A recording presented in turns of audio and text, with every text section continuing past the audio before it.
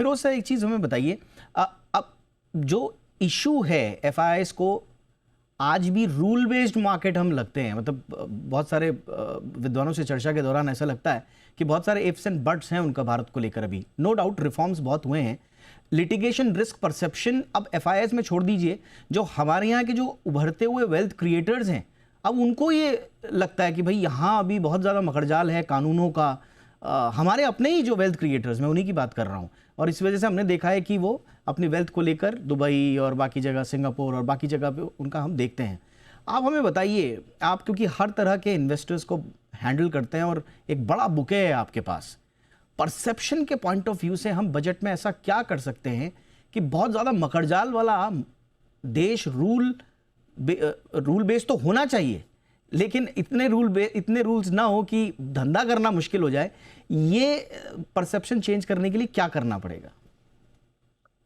ये perception change करने देखिए, मेरे हिसाब से एफआईआई कंप्लायंस, जितनी कंप्लायंस है उससे अगर डरता है, मेरे हिसाब से एफआईआई थोड़ा एग्नोस्टिक है। हम थोड़ा ज्यादा सोचते हैं कि एफआईआई ऐसा सोचता ओके। है। चाइनीज मार्केट बहुत नॉन ट्रांसपेरेंट है, उधर फिर भी जाता है। एफआईआई एक्टिव एफआईआई एक होता है, एक पैसिव एफआईआई होता है।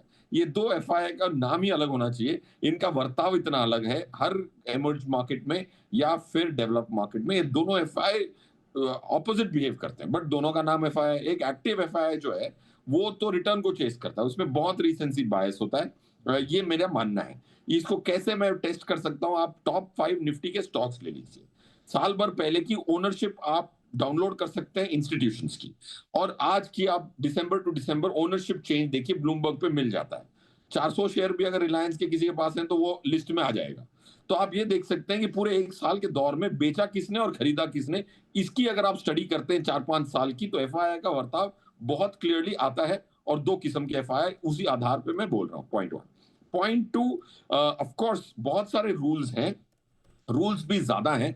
डूइंग एफडीआई को अट्रैक्ट करने में वो बहुत इंपैक्ट करता है, क्योंकि डायरेक्ट इन्वेस्टमेंट्स के लिए रूल्स बहुत इंपॉर्टेंट होते हैं। कैपिटल मार्केट, सेकेंडरी इन्वेस्टमेंट्स, आज पैसे डाले किसी ने निकाल भी लिए एक्टिव फंड मैनेजर ने, तो एफडीआई को प्रमोट करने के लिए आपको नियम, ईज ऑफ डूइंग बिजनेस को एड्रेस करना पड़ेगा। ईज ऑफ डूइंग बिजनेस को आपने बजट में काफी बार एड्रेस किया, क्या वो इंप्लीमेंट हुए हैं? मेरे हिसाब से नहीं हुए।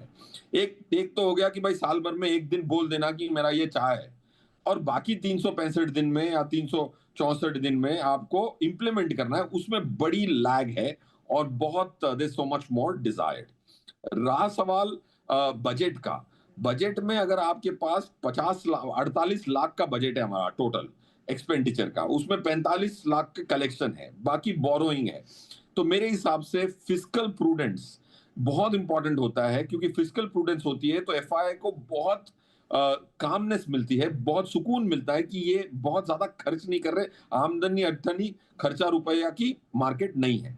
तो आई थिंक फिस्कल प्रूडेंस जो गवर्नमेंट ने दिखाई है लास्ट 2-3 साल से, दैट इज बिल्ड कॉन्फिडेंस। पहले कॉन्फिडेंस बिल्ड होता है, फिर पैसे आते हैं। मेरे हिसाब से फिस्कल प्रूडेंस, करेंसी की जो हमारी जो रिजर्व्स हैं, डॉलर रिजर्व्स हैं, वो सब कॉन्फिडेंस दे रहा है। But performance